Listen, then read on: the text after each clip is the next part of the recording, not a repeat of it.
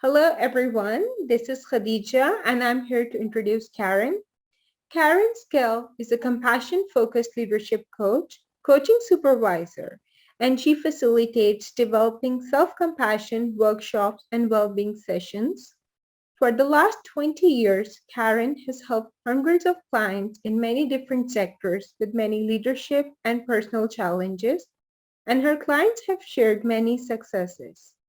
Karen's own history with complex PTSD and the mental health suffering that this generated inspired Karen to develop an integrated Compassion at Work program to turn suffering for herself and others into flourishing. Karen has many claims to fame. She has coached in front of 1.5 million people on the UK's most popular daytime program on ITV, UK's answer to the Oprah show. Over 4 years, she wrote for Natural Health magazine as the sole doctor and the life coach, contributing a page addressing readers' life challenges every month. Millions have viewed her compassion-focused sessions on BBC One, The One Show, and on international TV as far afield as South Korea. Today, Karen helps organizations improve productivity and reduce mental health absence with a fully integrated compassionate work program, which includes building a compassion-focused culture, compassion-focused leadership development, the development of self-compassion practices, engagement in compassion-focused well-being sessions. She shares and has shared her compassion-focused well-being with many charities too, including Mind, Crisis, and Age UK. Now I'm going to hand over to Karen. Thanks, Khadija, and very, very welcome to everybody. So I'd like to start by asking you a question, and this is different from the question you get asked many times during the day. How are you? And that is, how are you really? And you can answer that very simply with a number out of 10, or you can dive a little bit more deeply into your body and note that perhaps you have a part that's feeling anxious, a part that's excited to be here. You might even have a part that's feeling angry. And it's really beneficial to know how all of your different parts are so that they are being acknowledged. And that, if you like, is the starting point of compassion, to acknowledge to yourself how you are. And as you listen to this masterclass, I'd like you to listen from the place of, how is it relevant to me? How is it relevant to us in our organization? So I'm going to start by sharing with you some facts about compassion and about leadership and compassion. And this is 91% of leaders saying compassion is very important for leadership. And 80% would like to enhance their compassion, but do not know how to. And that's from the Harvard Business Review. What I'd like to go through with you here is what you will learn in this webinar. So I'm going to start with giving you some financial costs of mental health suffering, early signs of poor mental health, other signs of suffering that we have as human beings that impact well-being and productivity, share with you what compassion really is, giving you some evidence, researched evidence that demonstrates how compassion is beneficial to well-being and productivity, and start you with some ways to learn how to lead with compassion and practice self-compassion, even if you're coming from a place of feeling skeptical right now. And I will also share with you 2 compassion-focused success stories, one from LinkedIn, and also I'll share with you my own story. So I'm going to start with the financial costs of mental health suffering, and this is before COVID. Who knows how big it is now. So the cost is up to 45 billion a year. This is Deloitte's research. They also discovered that every £1 spent on mental health, employers get back 5. And interestingly, there are no downsides to invest in supporting people. They learned that prioritizing well-being improves productivity, decreases mental health absences and resignations, and that early interventions are the best for supporting a higher return on investment. And examples of early interventions would be developing compassionate leaders, developing self-compassion amongst the whole organization, and also compassion-focused well-being to support engagement and in compassion, engagement in compassionate well-being practices. So some early signs of poor mental health. Just have a look at this chart. And as you do so, maybe you want to look at it from the place of, this is Bupa's research actually. Have a look at it from the place of how many of these are relevant to us in our organization? How many of them are even relevant to you in your life? Because they're quite common, and many people will experience these early signs. So do have a reflect. Is it poor concentration? I'm just going to pick out a few. Is it low mood? Is it tiredness, lack of energy, irritability? Which of those can you relate to? Moving on to other signs of stress and suffering that impact productivity. These wouldn't necessarily fit into the category of mental health. They could be, but it's something that every human being experiences in different forms at different times in different ways, and they all impact productivity. When we get very busy in our minds, we're disorganized. This very common belief that we have of not being good enough, we see it at all levels in organizations. The same as lack of confidence and lower confidence levels and low self-esteem. I see that,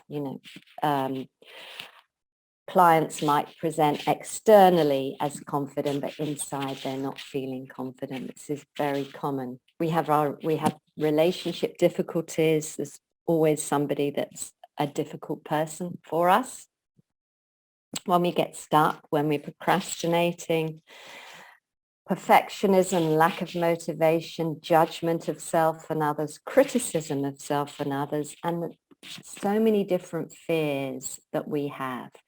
So again, maybe have a look at this list and ask yourself, which ones can I relate to, and which ones am I aware of in my organization? Which ones do I see in my colleagues? Or which ones are happening outside of my awareness? And here's the thing, we don't know what's happening outside of our awareness, but these are happening. That's part of the human condition, and probably even more so now with the last 2 years and what we have currently going on in the world is for sure affecting us consciously and outside of our conscious awareness.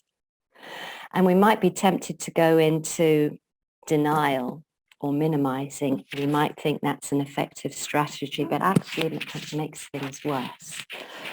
So what is the answer? And here I'm bringing in the Dalai Lama, who is tells us, this is a well-known quote, that love and compassion are not just just luxuries, they're absolutely essential for our survival. We cannot survive without them. So it's important to note that. So I want to run through with you here what compassion at work is, because there are 4 dimensions to it. The first one being building a compassion-focused culture. Second one being developing compassion-focused leaders.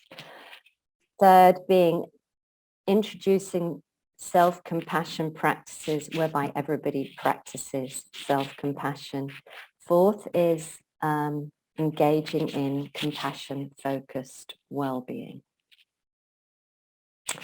So from here, I'm going to tell you my own story because I have spent many years and I known the people who know me for successfully supporting clients with their professional goals and their personal goals. And I've been doing this for 20 years and I have blessed with a lot of success stories and testimonials to share.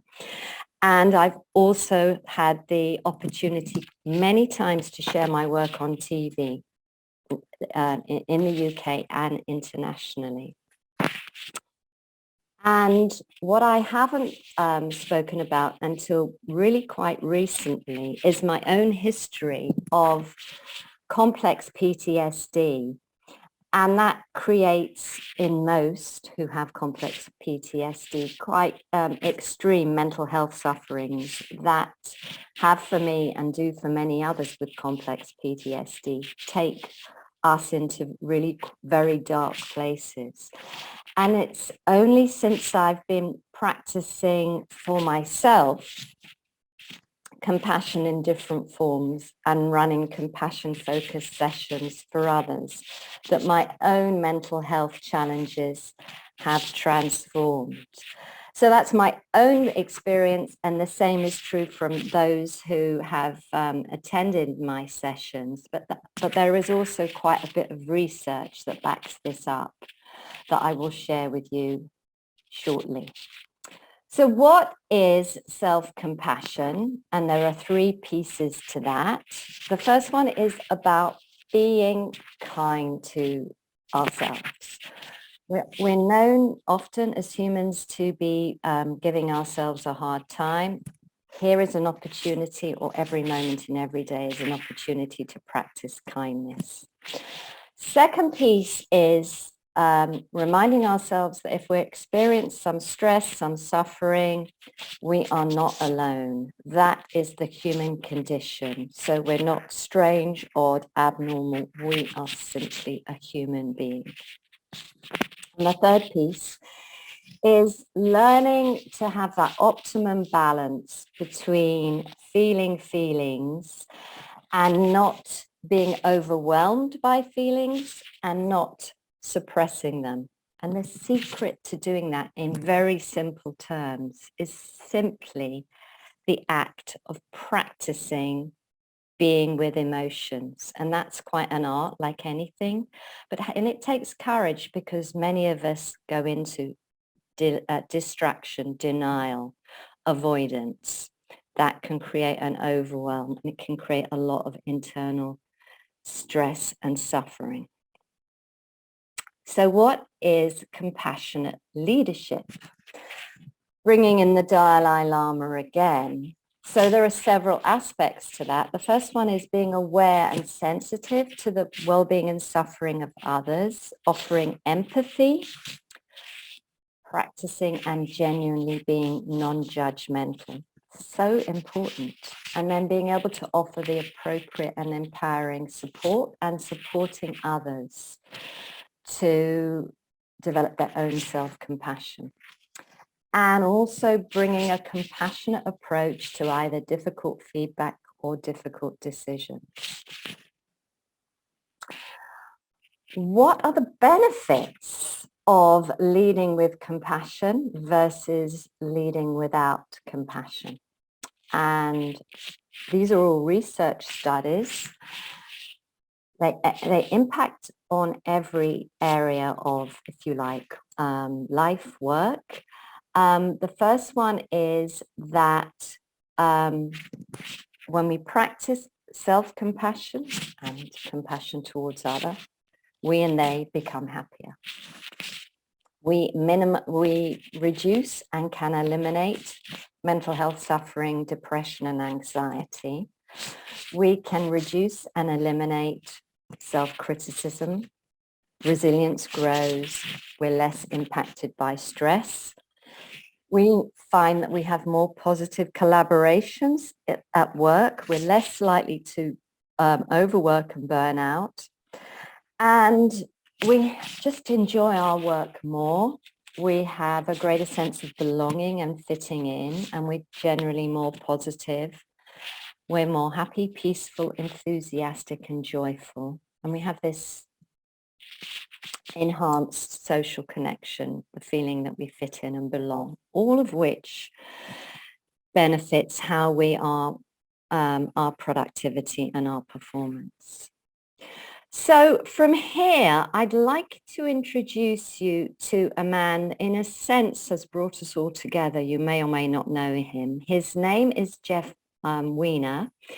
He was the CEO of LinkedIn. He's now the executive chairman of LinkedIn.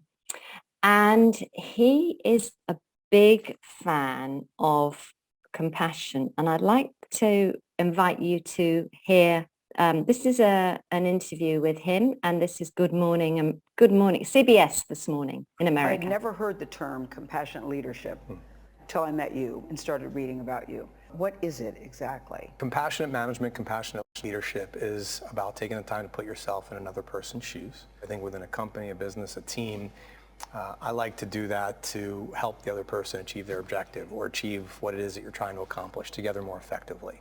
Is it fair to say that compassionate leadership and compassion has always been your strong suit, Mr. Jeff Weiner? I was reading about you, they said, you know, he can be harsh. He used to be, his reputation. He was harsh, and he used his intelligence as a blunt instrument.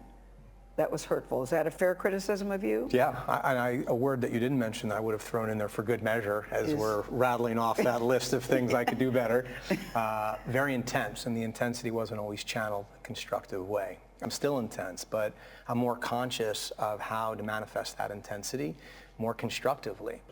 In just 8 years, CEO Jeff Weiner has grown LinkedIn's small staff of 338 to over 11,000 employees in various offices around the world today.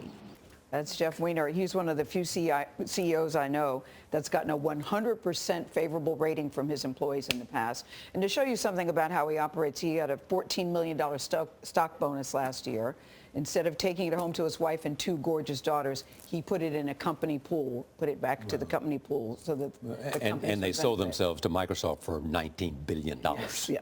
Yep, 26 billion and counting, and that was a whole big secret that it didn't leak out because of he and Satya did that together. Yeah, So just checking with you, Khadija, that you can hear me. If you can just let me know, because I can't look at the chat. So could they hear the recording? Were you able to hear that?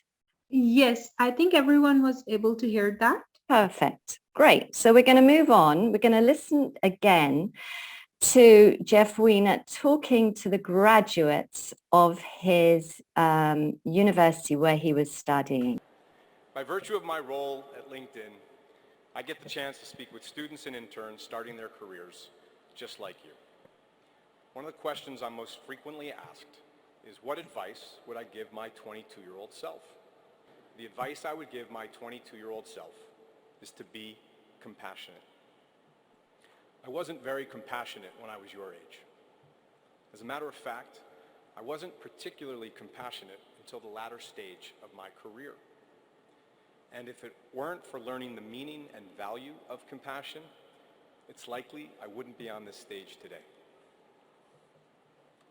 So that's what I'd like to talk to you about today. The importance of being compassionate and how it can change your career path, your company, and your life. A journalist once described my management style at Yahoo as, quote, wielding his fierce intelligence as a blunt instrument.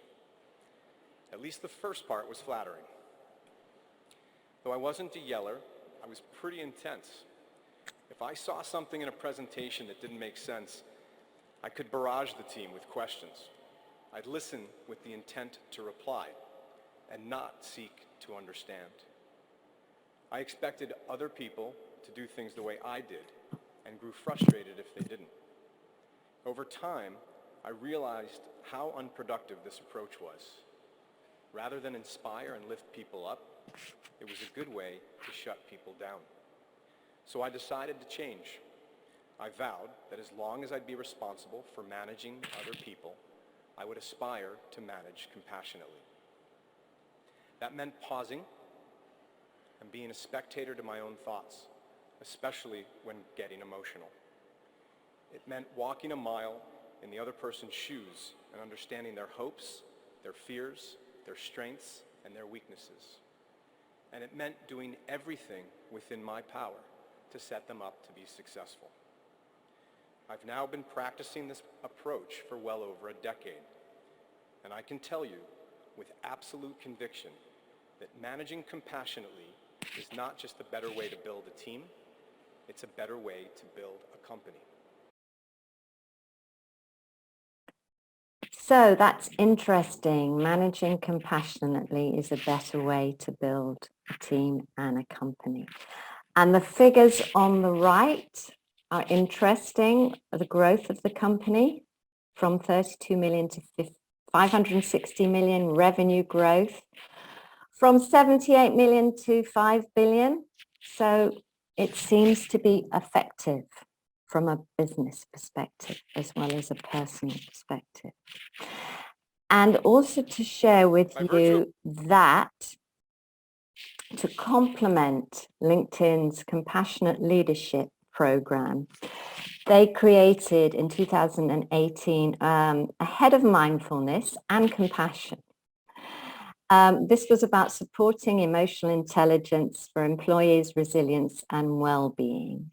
So what this was about, mainstreaming mindfulness means making it normal as exercising. Everyone is doing mindfulness on LinkedIn. And also what he talks about, operationalizing compassion. That's about training employees to embed compassion into any decision they make for the business. So it seems to be quite successful. So let's move on. How can you develop compassionate leadership and a compassion-focused culture?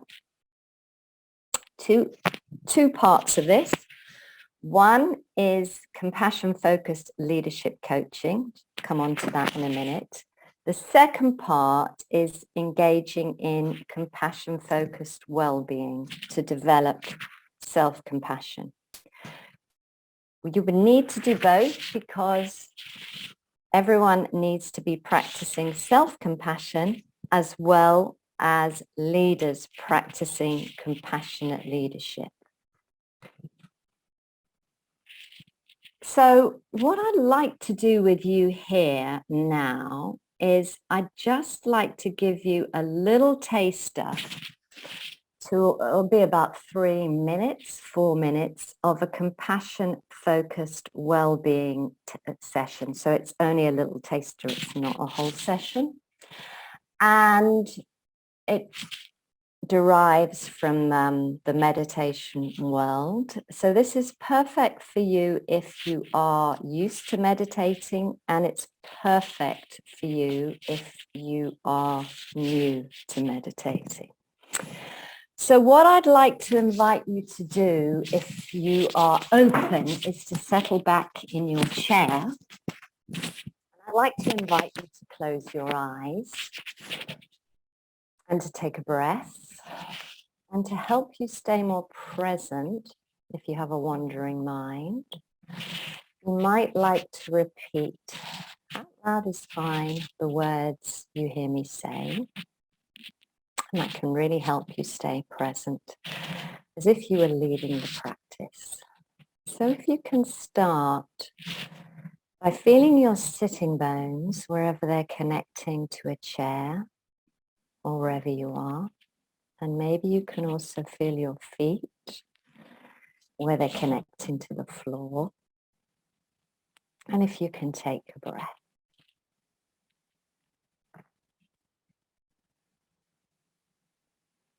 And if you can start this practice by connecting to your inner source of love and compassion. And maybe this source of love and compassion would more normally be directed to a loved one, past or present, a favorite pet, maybe an activity that you love, or a beautiful place in nature that you love. And I'd like to invite you to direct this inner source of love and compassion into your own, if you like, your own body. And I'd like you to bring into your consciousness a quality, a behavior, a part of yourself that you actually quite like, or you like a lot, or is okay. Every human being on the planet has a collection of qualities, behaviors, or parts within themselves that they do that they're okay with, that they like. So I just invite you to bring one or maybe several to mind. And if nothing specifically comes to mind, just inviting you to connect with the notion that I do have qualities, behaviors, parts that I appreciate, that I like, that are okay within myself. So just taking a moment to reflect on one or more of these.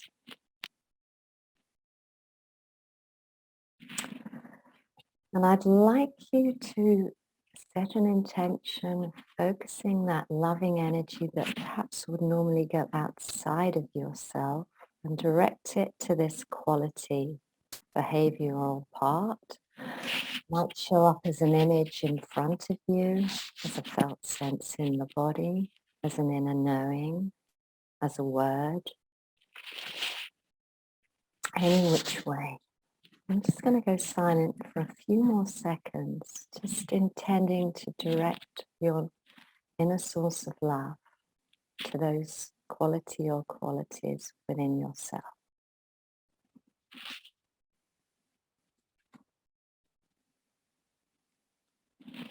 And then from here, I'd like you to bring into your consciousness a quality, a behavior, or another part within yourself that's a little bit more troublesome for you. Everyone has them. Just one that's a little bit troublesome. Maybe you really wish you didn't have this part. Maybe be open to the notion that even if you cannot see this in the moment, that this quality, this behavior, this part is working really hard to help you, to serve your system, to be acting in your best interests. And I'd like you to connect again with that loving source, inner source of love, and simply focusing on that quality, which might show up as an image, as a felt sense in the body, as a tingling, as an aching, as an inner knowing. And all you need to do is intend to direct that loving energy to that part.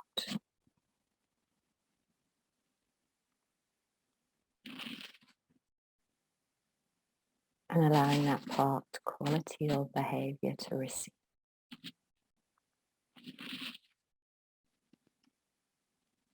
Breathing into that love, compassion from you to you.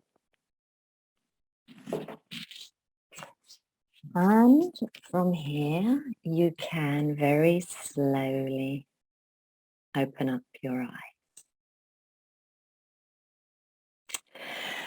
So that's a little very brief taster of a compassion-focused well-being session. I'm going to go from here to talk to you about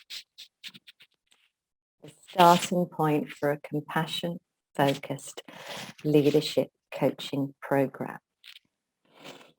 And what you're seeing on the left and on the right are compassion-focused goals that I have co-created with various clients over the years. The ones on the left are self-compassion goals, and the ones on the right are compassion-focused leadership goals. And the way I go about this process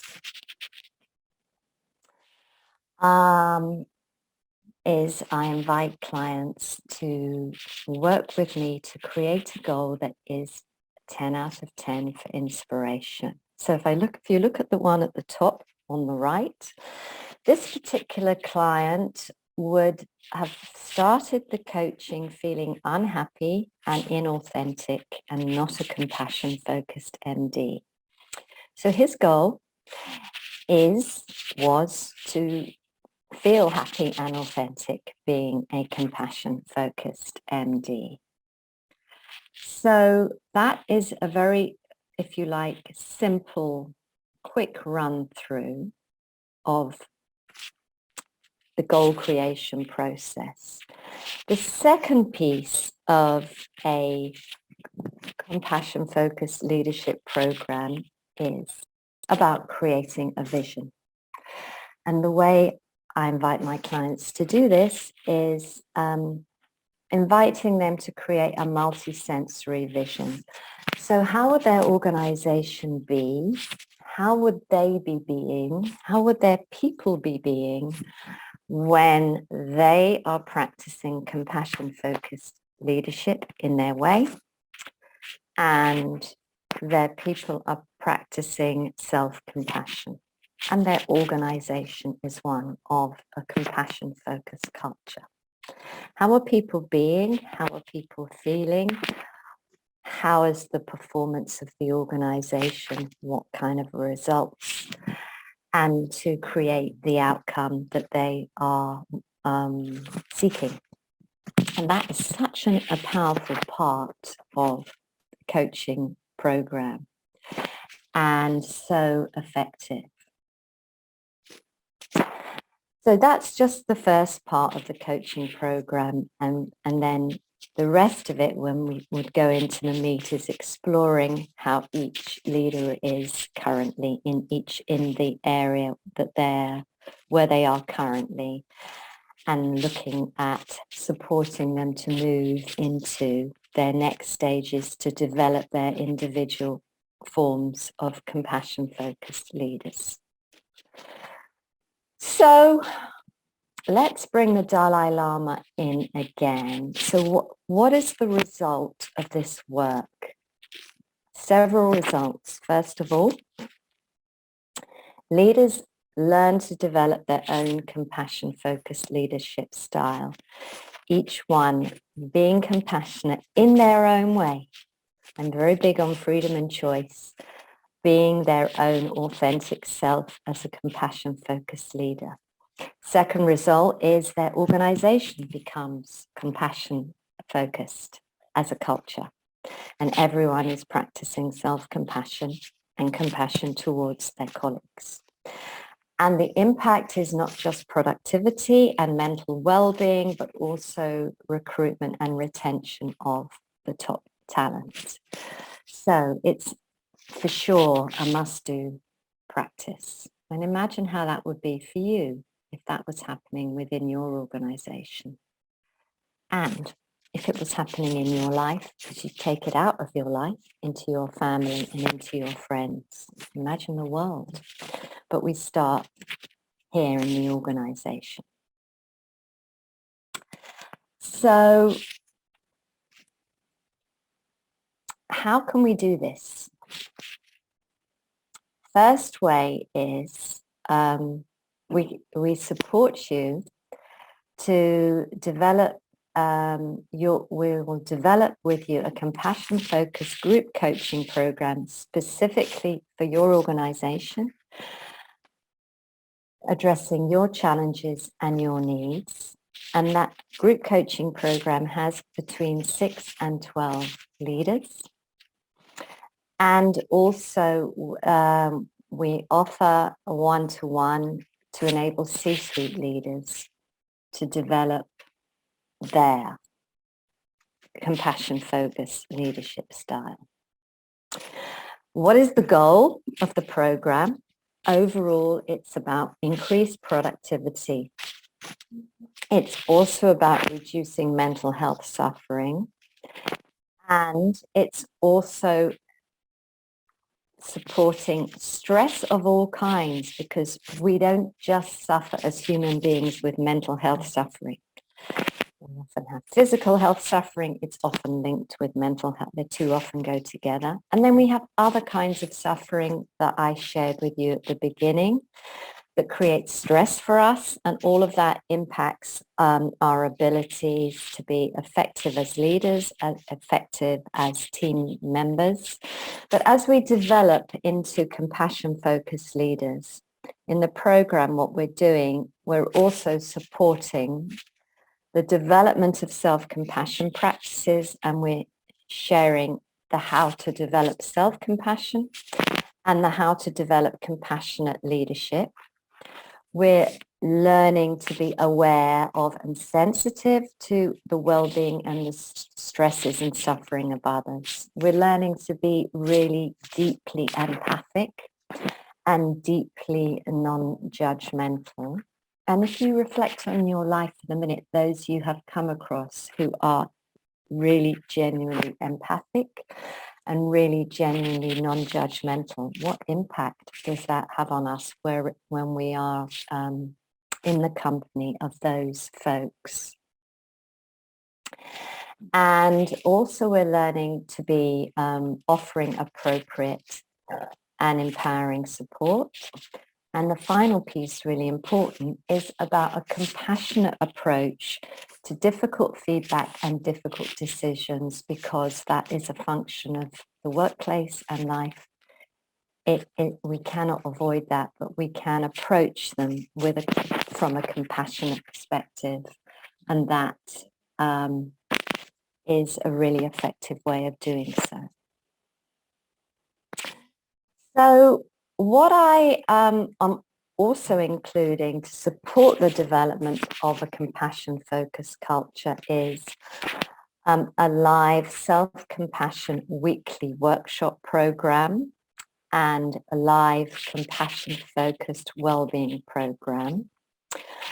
And the second is the practices of compassion-focused well-being. I gave you a little taster of one practice. I have a big repertoire.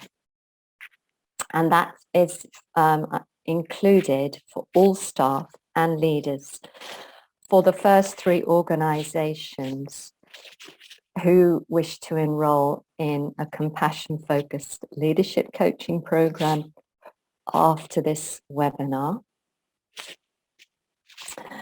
And just to tell you a little bit more about the self-compassion program, which is really important to offer to all staff and to all leaders. The first on the left is learning how to use self-compassion to support our own mental health, our own sources of stress, and that leads to well-being and productivity. To become masters, if you like, of self-compassion. That to be in our DNA. And the second piece is to engage in practices of compassion-focused well-being. So I offer a repertoire of compassion-focused meditation and movement sessions. They are daytime and they are before bed sessions, and they are really effective. I can share with you a lot of testimonials around supporting well-being. And there are plenty of other things that people can do, and I'm really all about people finding what works for them. But for me, this is like eating food and drinking water is essential. Like I'm with the Dalai Lama on this. So as a recap, what is compassionate work? Building a compassion-focused culture, which comes from developing compassion-focused leaders, developing self-compassion practices, and engaging in compassion-focused wellbeing sessions. So I'd like to offer those of you who have had your appetite whet by this, so to speak, you're feeling maybe a little bit hungry to find out more. And it might be something that's relevant for your organization, or it might be something if you're another service provider and you'd like to explore a collaboration, then that's another conversation for us. But it would make sense for us to chat, and it's completely obligation free. And if we have a conversation, it will support you to get greater insight into the challenges you are experiencing and how they're impacting your organization. Bearing in mind that there's also a lot of stuff like icebergs under the surface. Within each of us, we've got stuff going on under the surface outside of our consciousness. We don't know what it is. And the same is true in our organization. There is stuff going on that we're not aware of because the people in our organization also are not aware of it. So we can also, through this conversation, answer some questions. We're going to go into some questions in a minute, and we can chat to see whether a compassionate work program in some form or another is a good choice for you now, later, or it's not. So if you are attracted by what you've heard, you envisage your leaders would be, or you suspect your team is suffering in some way, shape or form, and really with the 2 years of COVID and now the Ukrainians and Russian war, we cannot not be affected by it, even if we think we're fine, because there's so much conflict, all in the media, and it's happening in real life. Maybe we know Ukrainians, maybe we know Russians. So all of this is affecting our productivity. And even if you're doing okay, as I said, maybe this what's going on for you in your outside of your consciousness that's affecting you. So if you'd like to talk compassion with me, really happy to. Even if you think probably this isn't for us, I'm really happy to talk to you. And actually on that subject, talking about compassion in itself is a practice of compassion. I have conversations with various colleagues. I put them on LinkedIn. Well, having them is a compassionate practice. So you can actually go home tonight or with a colleague at work and how can we talk compassion? Maybe there's a learning on that. But if you'd like to talk compassion with me, just drop me an email. My email is karen@wow-coaching.co.uk. We'll put it into the chat. And yeah, what I'd like to offer now is I'd like to offer some Q&A. So I'm gonna see if I can look at the chat. So if you have any questions, let's have a look. See, Khadija, if there are any questions that have come up that I haven't seen, can you let me know that have come up in the chat or are coming up? Let's have a look. See.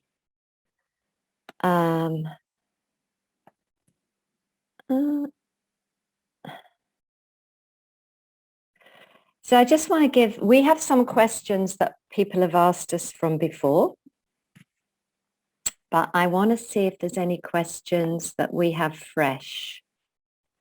I think these are ones from before, but that's fine.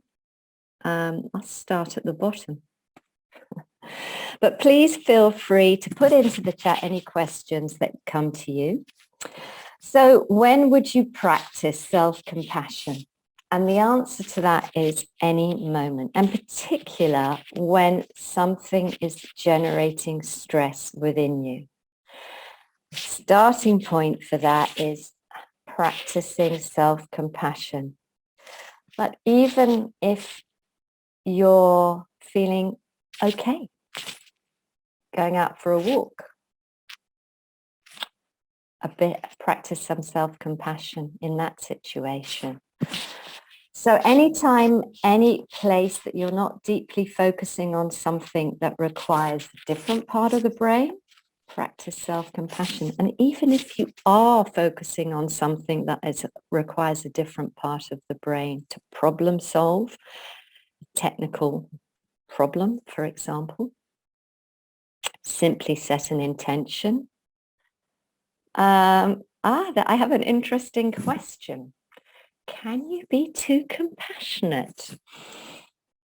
I think that's a fascinating question, and I'm reflecting on the answer to that. I mean, I would normally say with anything, you can be too much of anything, but I haven't heard of any downsides of compassion.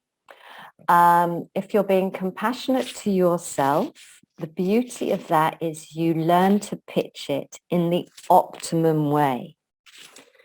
If you're being compassionate to yourself, how would if we use the notion of different parts, how would your different parts like to receive compassion?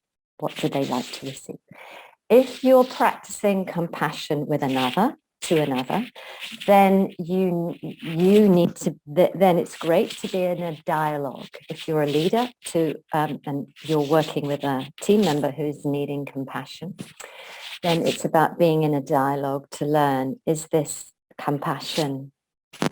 Am I practicing? Am I offering compassion in a way that's, how's it landing, if you like? And also it's about teaching everyone to feedback around and whatever is happening, how is it landing?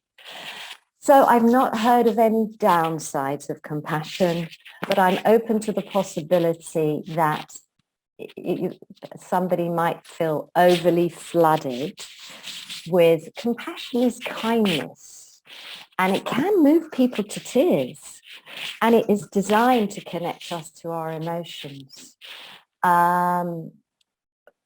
And it's possible it could be too much, but I haven't heard of it. I would be interested. I think our biggest problem as human beings is the opposite.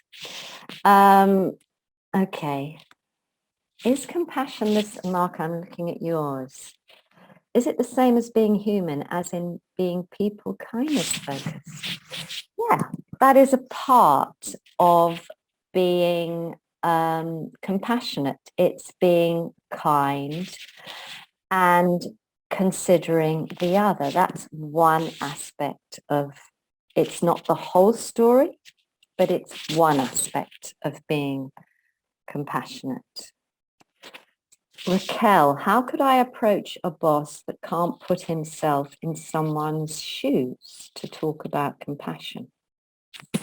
So it sounds like this boss is struggling with empathy.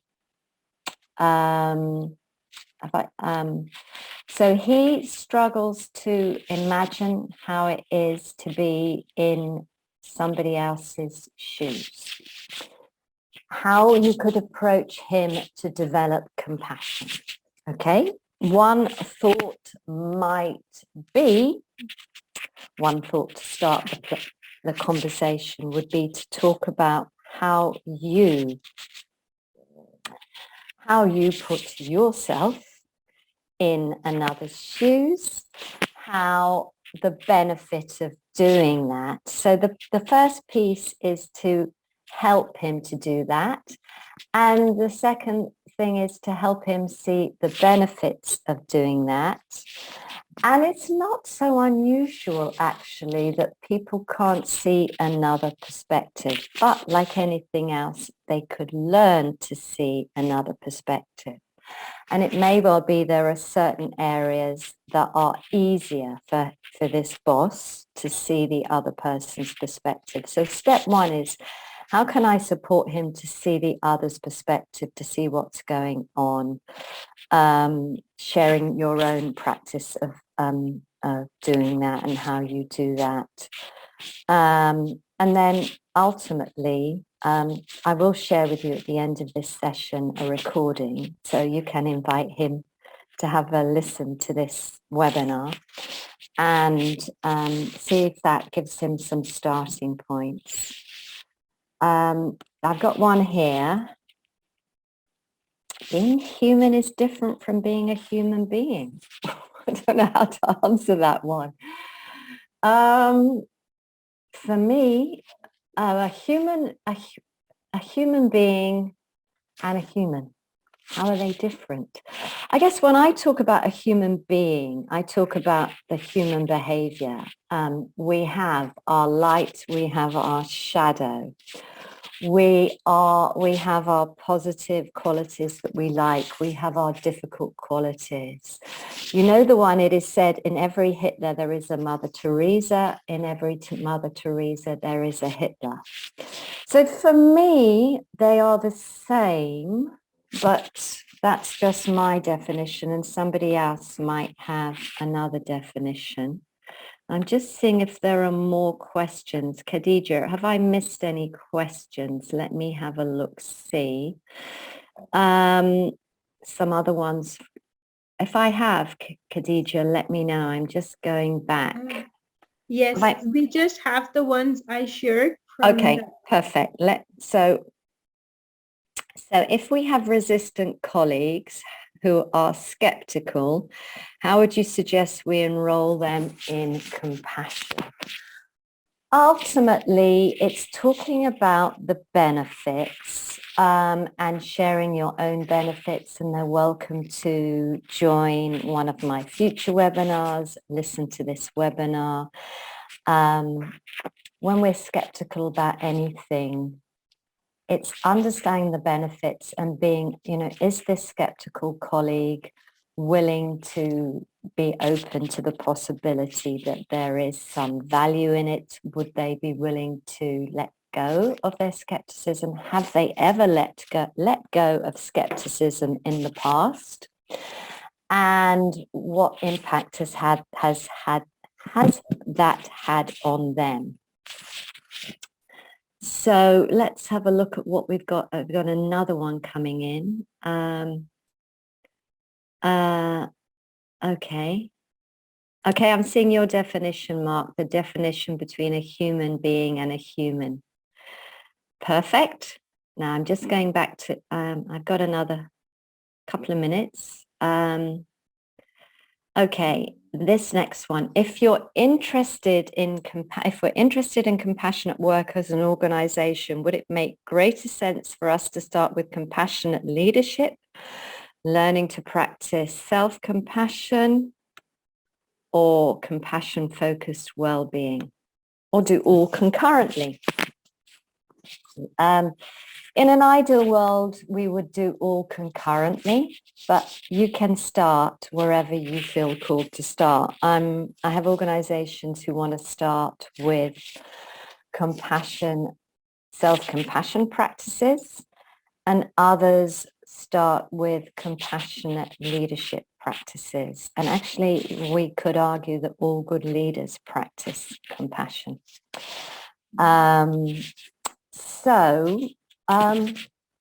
I'm going to see what we can do, Khadija, is to put in the chat how people can contact me. And I really would love to talk compassion with you, because it's a feel-good practice as well. I was speaking to somebody the other day, actually retired HR director, and he was saying to me, "Oh, I'm so loving this conversation."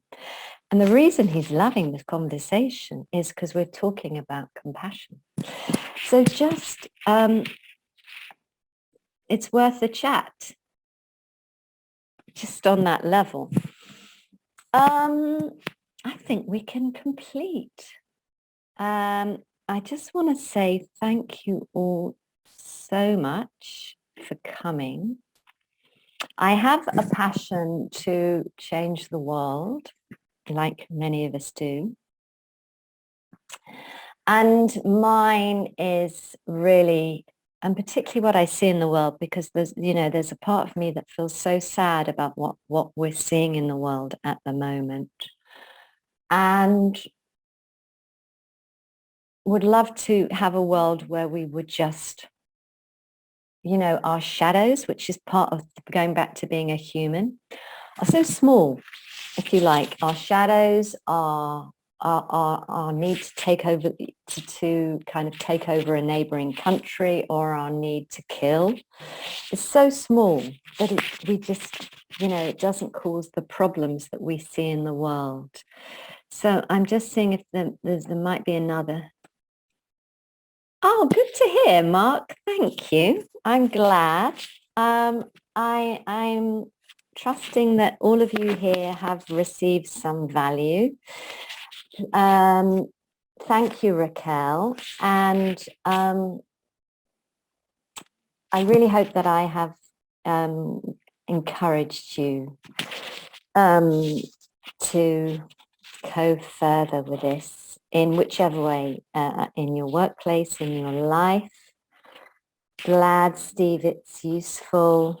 But the key thing is we need to implement it. Talking about it is great. It's not the change of the world. Only if we do it, things change. But we can start with small little baby steps. We don't need to do everything from the beginning. But it is really fantastic work. And the beauty of it, saying one more thing, we can do it without having to kind of come out without any particular suffering that we're experiencing. We can do it content-free. Good to hear, Claire, your appetite is awake. Yeah, the beauty of this is there's no need to have to share with a therapist or in a workshop any specific details of any particular suffering, because the self-compassion is within. We just have to acknowledge it to ourselves. I'm not saying that that is always easy, because we hide stuff from ourselves as well. But once we start coming out as human beings, going back to the human being business, then it gets easier. So I'm sending you much love, much compassion. Thank you so much for joining me. That is us complete, and with 2 minutes to spare. Much love, much compassion. Hoping to talk to some of you. Take care. Bye-bye for now.